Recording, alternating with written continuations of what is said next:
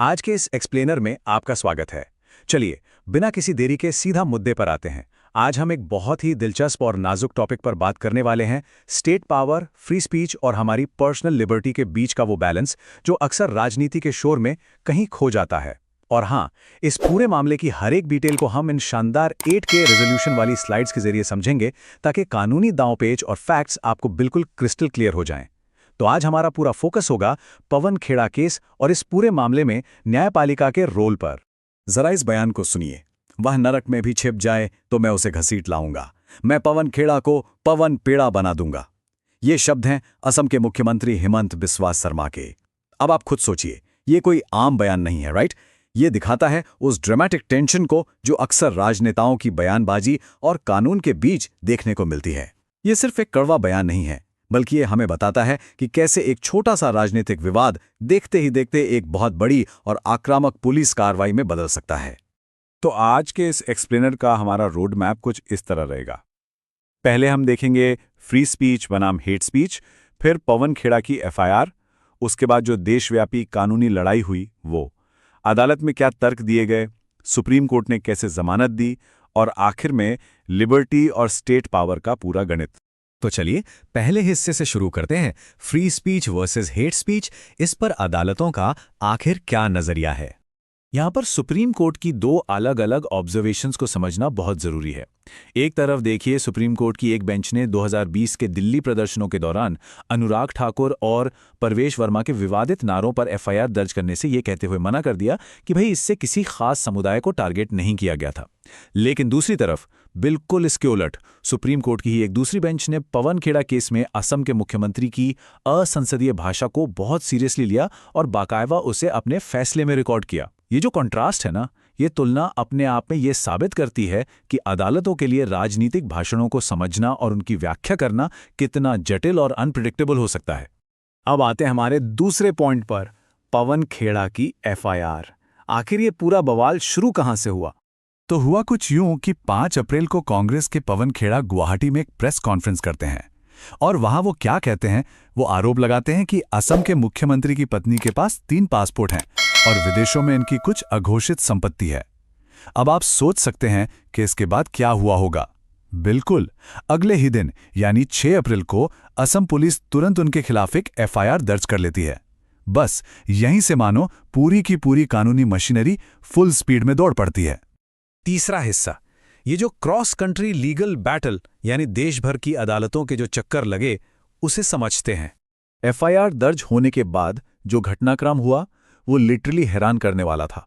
आप इस टाइमलाइन को देखिए, 5 अप्रैल को प्रेस कॉन्फ्रेंस और 6 को एफआईआर।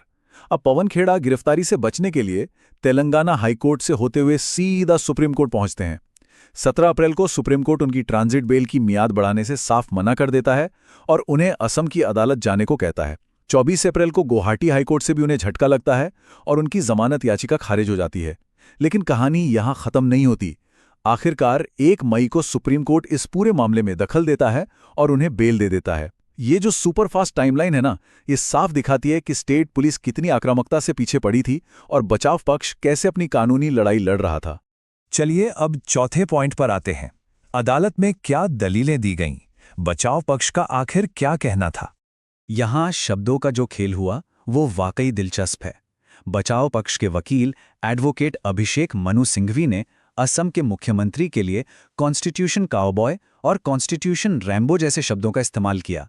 उनका तर्क बड़ा सीधा था कि मुख्यमंत्री साहब किसी संविधान के रक्षक की तरह नहीं, बल्कि सारे नियमों को ताक पर रखकर अपनी मर्जी चलाने वाले किसी एक्शन फिल्म के हीरो की तरह बर्ताव कर रहे हैं। और इसी के साथ सिंघवी जी ने एक बहुत ही पावरफुल, बहुत ही बेसिक कानूनी सिद्धांत अदालत को याद दिलाया। आप चाहे कितने भी ऊंचे पद पर क्यों ना हो, कानून हमेशा आपसे ऊपर है। मतलब चाहे कोई बड़ा राजनेता हो या पुलिस बल, कोई भी, लिटरली कोई भी कानून और न्यायपालिका की नजरों से बच नहीं सकता। डिफेंस ने अदालत में ट्रिपल टेस्ट का भी हवाला दिया। अब ये ट्रिपल टेस्ट क्या है? ये बेल देने का एक कानूनी स्टैंडर्ड है। इसमें कोर्ट 3 चीजें देखता है। पहला, क्या आरोपी के भागने का रिस्क है? दूसरा, क्या समाज में उसकी कोई पहचान या रूट्स हैं? और तीसरा, क्या वो सबूतों के साथ छेड़छाड़ कर सकता है?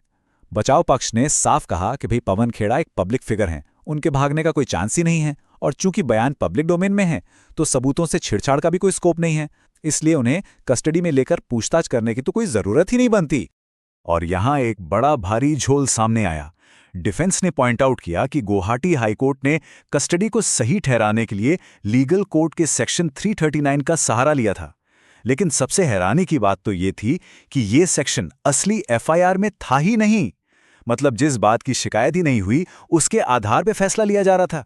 तो अब आते हैं हमारे 5वें सेक्शन पर, जब सुप्रीम कोर्ट ने आखिरकार बेल ग्रांट की। चलिए इस अंतिम फैसले को डीकोड करते हैं। सुप्रीम कोर्ट ने यहां बड़ा ही क्लियर कट फैसला दिया। कोर्ट ने कहा कि गुवाहाटी हाईकोर्ट ने जो दस्तावेज पेश किए गए थे उन्हें सही से पढ़ा और समझा ही नहीं, और वो जो सेक्शन 339 वाली बात थी ना, सुप्रीम कोर्ट ने माना कि हाईकोर्ट ने उसका बिल्कुल गलत इस्तेमाल किया था। सबसे बड़ी बात जो कोर्ट ने कही वो ये थी कि इस स्तर पर किसी भी इंसान की पर्सनल लिबर्टी यानी उसकी आज़ादी से उसे ऐसे ही वंचित नहीं किया जा सकता, खासकर तब जब मामला राजनेताओं के बीच की बयानबाजी का हो। और इसी फैसले में कोर्ट ने असम के मुख्यमंत्री के उन 12 असंसदीय बयानों को भी फॉर्मली रिकॉर्ड पर ले लिया। और ये बात तो शायद सबसे ज्यादा चौंकाने वाली है, जिसे कोर्ट ने बाकायदा अपने ऑर्डर में लिखा।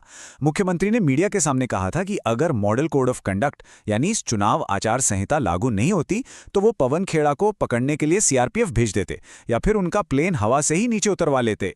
एक राज्य के मुख्यमंत्री की तरफ से सीधे सीधे कानूनी प्रक्रियाओं को बाईपास करने की ऐसी धमकियों को सुप्रीम कोर्ट का अपने रिकॉर्ड में दर्ज करना, ये अपने आप में इस फैसले को बहुत एक्स्ट्रॉर्डिनरी बनाता है।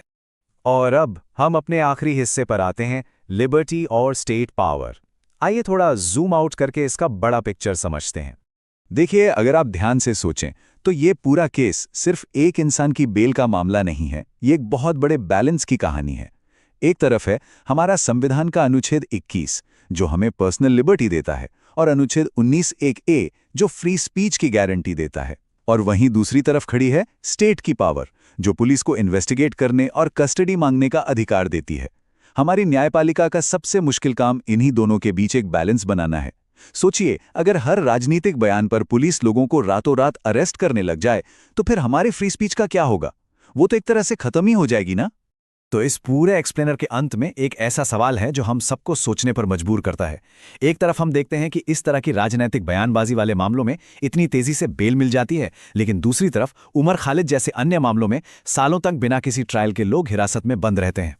न्याय प्रणाली का ये जो अंतर है, ये आखिर हमारे कानूनी ढांचे के बारे में क्या कहता है? क्या अलग अलग मामलों के लिए हमारे पास अलग अलग पैमाने हैं? ये एक ऐसा सवाल है जो मैं आप पर छोड़ता हूं। इस पर जरूर सोचिएगा। आज के इस एक्सप्लेनर में हमारे साथ जुड़ने के लिए बहुत बहुत शुक्रिया।